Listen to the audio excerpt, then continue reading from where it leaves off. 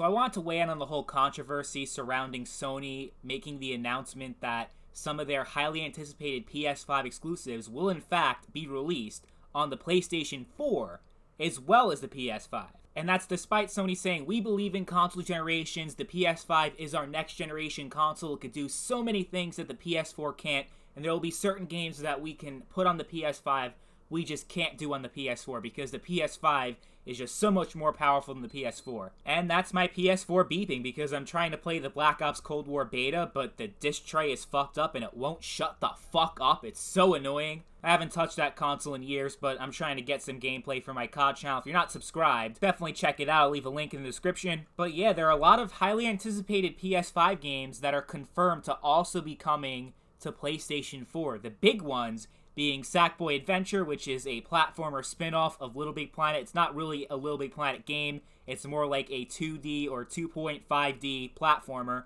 Looks pretty nice. That game's coming to PS4. Spider-Man Miles Morales is also coming to PS4, which, you know, as far as those games are concerned, I feel like those games can run on the PS4 and not be a big deal, especially Miles Morales. That's supposed to be more of an expansion to the original game rather than a full sequel, so I don't think it's a big deal that that's coming to PS4, and the Sackboy Adventure, I don't think it needs to be a PS5 exclusive. I think they can put it on PS4, but Horizon 2, I don't know about that, because that's a huge open world experience that I feel they'd be able to do so much more with that game if it was only on PS5 than PS4. I don't feel it, I know it.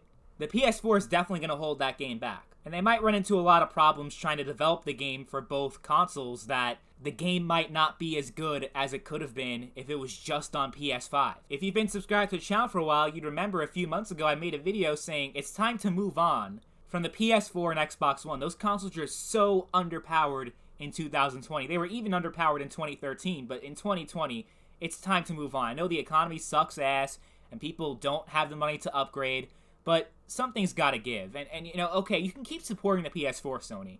Now, that's not the problem. You can keep releasing games for it. Certain games like Sackboy and Miles Morales make sense, but the big games like Horizon Forbidden West, I think that should stay on PS5. And I can understand why a lot of Sony fans are pissed off about this. But for those of you console gamers that are upset about Halo Infinite being on Xbox One, Horizon Forbidden West being on PS4, and you don't like that these new games are being held back by old hardware, well, now you know how PC gamers feel. Because that's how we've been feeling about your fucking PS4 and Xbox One for years now. Those consoles have been underpowered from the beginning.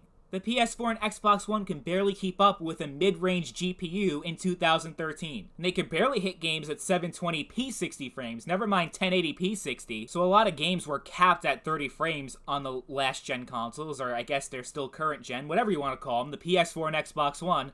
It's just, games ran like shit, looked like shit, and it definitely held back PC gaming. Because in order to get a game to run on less powerful hardware, you have to make a lot of compromises. You have to make your game smaller in scope in order to fit into those old consoles, and it's just not good. It's not a good situation. I understand people got their PS4, they got their Xbox One, and they might not have the money to upgrade, so this would be a good thing for the consumer overall, but in an ideal situation, it would be great if we finally moved on from 7-year-old technology. Especially technology that wasn't even impressive when it launched 7 years ago. But while all the Sony fanboys were laughing at Microsoft for their whole blunder with Halo Infinite having to delay it because they're trying to get that shit to run on Xbox One and it's just not going so well for them, what does Sony do? Like, oh, Horizon Forbidden West, it's coming to PS4. And it's just funny how that goes. And now console gamers get to go through the exact same thing that PC gamers have gone through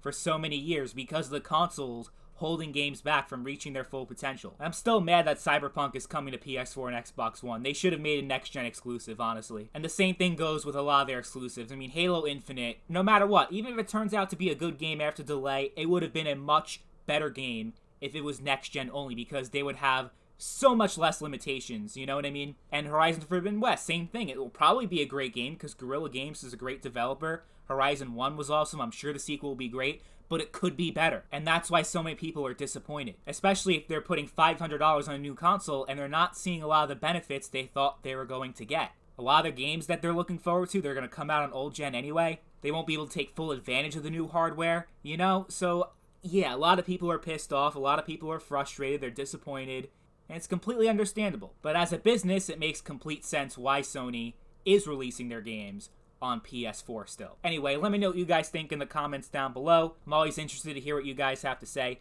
Thank you all for watching, and I'll catch you later. Bye.